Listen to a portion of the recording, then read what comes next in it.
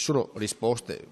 possono essere anche parziali, ma sono risposte che questo bilancio riesce a fare in un quadro di finanza pubblica come quello che abbiamo adesso, cioè non abbiamo risorse illimitate, perché io ho sentito il libro di sogni da parte di qualche consigliere, qualcuno anche dovrebbe rivolgersi magari a chi a Roma ha tagliato certe poste di bilancio, però appunto noi come Regione Veneto dimostriamo ancora una volta che riusciamo a mantenere un elevato standard di servizi con risorse limitate e senza mettere le mani nelle tasche dei veneti.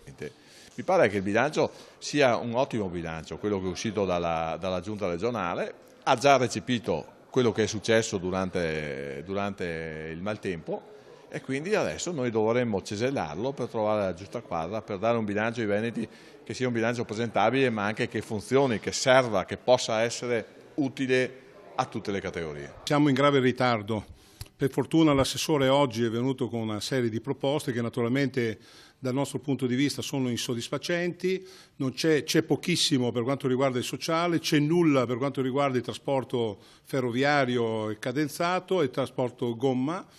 c'è pochissimo per quanto riguarda gli interventi da fare sul risanamento ambientale. Le emergenze ambientali che abbiamo avuto richiedevano uno sforzo straordinario, noi abbiamo chiesto 100 milioni di euro quest'anno e 50 per i prossimi 9 anni, sostanzialmente con la proposta di 30-40 milioni di euro credo che non si risponda a pieno alle emergenze e alla drammaticità della situazione in questo comparto.